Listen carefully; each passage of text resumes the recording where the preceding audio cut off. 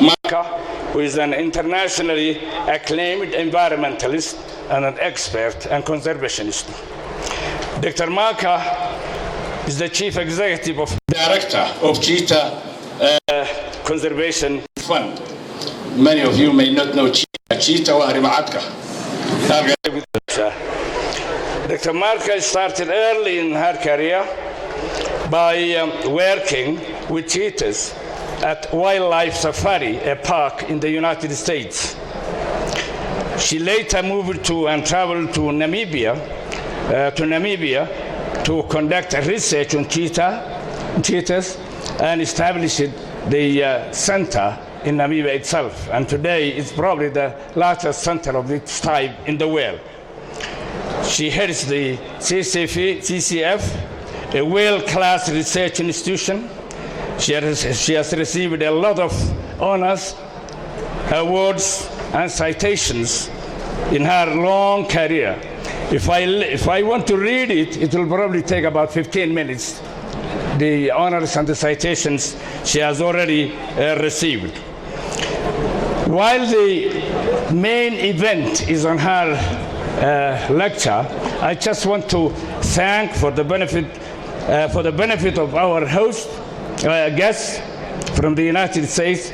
I would like them to know that Camuud University was the first institution of higher learning in the Somali context and in Somaliland particularly. And if you want to learn or study or trace the history of higher education in Somaliland, you have to start here at Camuud. You have to start at Camuud University first. Although we are only 22 years old, still we are in our youth, we are already the most credible institution of higher learning in this country. This institution was established jointly by the people of Somaliland inside the country and also by the contributions from the diaspora, particularly those who are in the Middle East, Western Europe, North America, and even as far as Australia.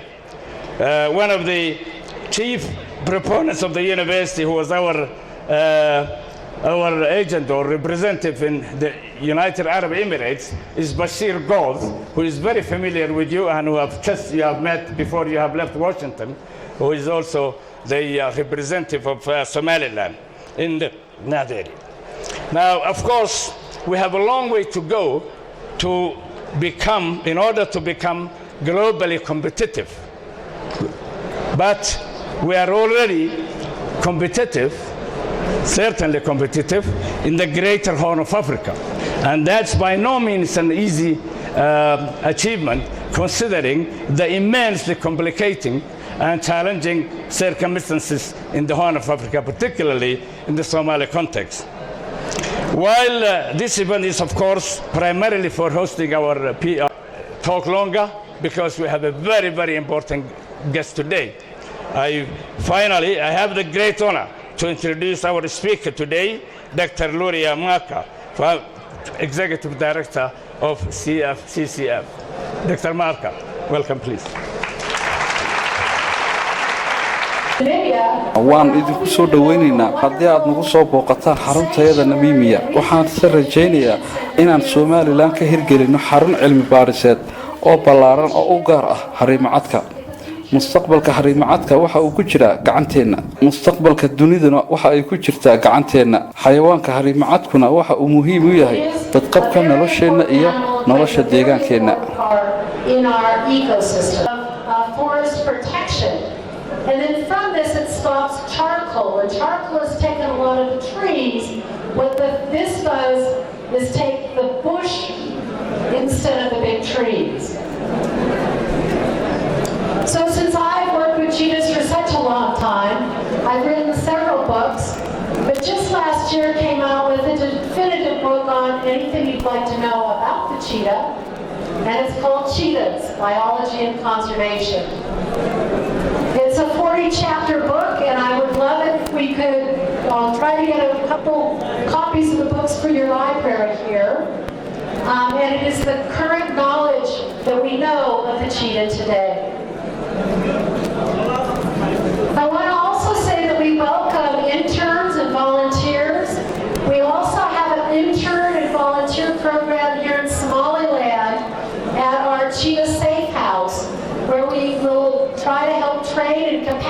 building. But we get people from around the world wanting to help cheetahs, and we'd love to help you help us help cheetahs and our communities and our countries.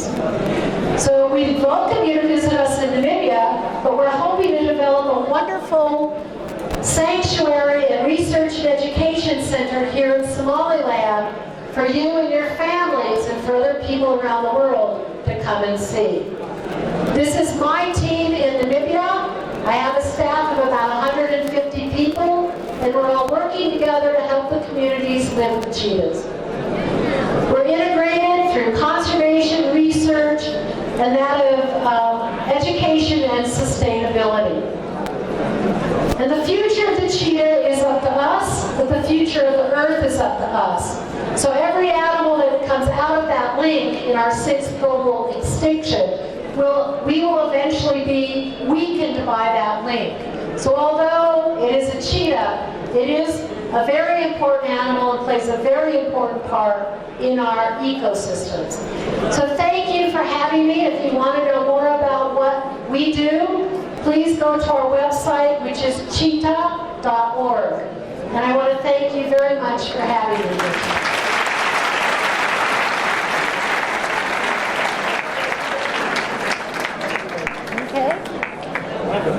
Good. Now, I don't think that there can be questions because there's so many people. They have.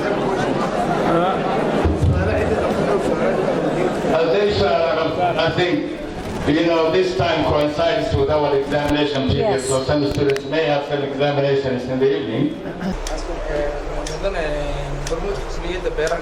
waxaan soo bandhigay maanta cilmi baaris qoladan CCF ay soo bandhigtay ama ahaana lecture caalami cilmi baarista guud ahaan markaad isku soo wada ururiso gundhigeedu maxaa بسم الله الرحمن الرحيم أولا السلام عليكم ورحمة الله وبركاته maanta way bishu tahay 29 waxaa jaamacadda Camuud gaar ahaan hoolkeeda weyn ka dhacay barnaamij qaali ah oo lecture cilmi baaris ah lagu soo ururiyay ay gabadh Mareykan ku barsan gareysay waxaanu ku saabsanaa topigaasi xayawaanada ku sii yaraanaya maxaa ku dhada adduunyada imiga aynu ku noolnahay gaar ahaan xayawaanka loo yaqaano cheetah ama Soomaalida u taqaano Harimacadka oo ah xayawaanada quruxda badan leh maxaa ku dhada value-ga kule ama qiimaha kule maxaa ku dhada geeska Afrika ama Afrika markaynu ka hadlayno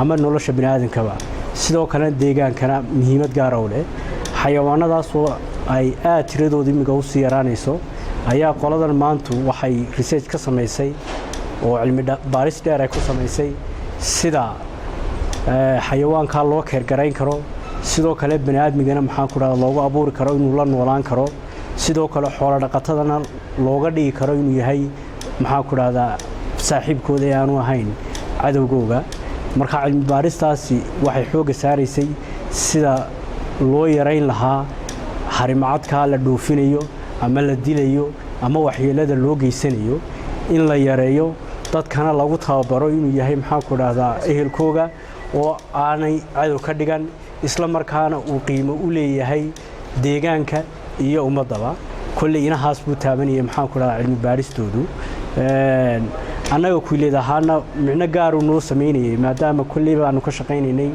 arrimaha deegaanka iyo maxaa ku dhahda horumarinta beeraha si gaar ah ayuu noo taabanayay oo cilmi baarista waxay ku jirtay dadka ugu badan ee maaragtay cadawga la ama laaya waa dadka xoolaha dhaqda iyo cadawla iyo sidoo kale dadka beeraleyda ayaa inta ugu badan baa la dilaa marka muhiimad gaar ah annaguna siinayna inaanu ku wacyigelino dadka beeraleyda iyo dadka xoolo dhaqatadaba inuu micno gaar ah leeyahay oo deegaankana maaragtay muhiimad gaar ah u leeyahay marka annaga kulliyad ahaan micno gaar u noo leeyahay maadaama aanu dareemayno saaxiibtinimada uu leeyahay iyo qiimaha ugu fadhiyo maxaa ku dhada dunidan aynu ku noolnahay Somaliland waxay u xiiseynayaan qoladan CFF ama Cheetah Conservation Fund la yiraahdaa waxay u xiiseynayaan waa meelaha uu ku nool yahay cheetah ama harimacadku oo meelaha uu ku nool yahay markaynu ka hadlayno Afrika uu ku nool yahay Somaliland Namibia kale aad buu ugu badan yahay Kenya maxaan ku raraa Libya meelo badan buu Afrika ku nool yahay laakiin inagu waxaan hibo u leenahay inaynu sidoo kale uu ku noolaan karo number fiican sidoo kale idna waxa muhiim ah inay tahay Somaliland meelaha sida sharci darrada marmarka qaar looga ugaarsado maaragtaanay looga ugaarsado maxaan ku raraa Harimacadka ayay ka mid tahay waana sababta ay u danaynayaan inay markaa xog dheeraada ka ogaadaan iyaga laftoodu way ka hawl garaan Somaliland waxaana jira meelo gaar ah oo ay ku xanaaneeyaan ama tiimankoodu ku xanaaneeyaan maxaan ku raraa Harimacadka oo Hargeysa oo kale ay ka mid tahay marka ahmiyad gaar ah la saaray in dadka la wacyi geliyo lana ogaado muhiimadda uu maaragtaanay uu leeyahay maxaan ku raraa deegaanka Harimacadku marka inaga micno gaar ah inoogu fadhidaa haddaynu nahay Somaliland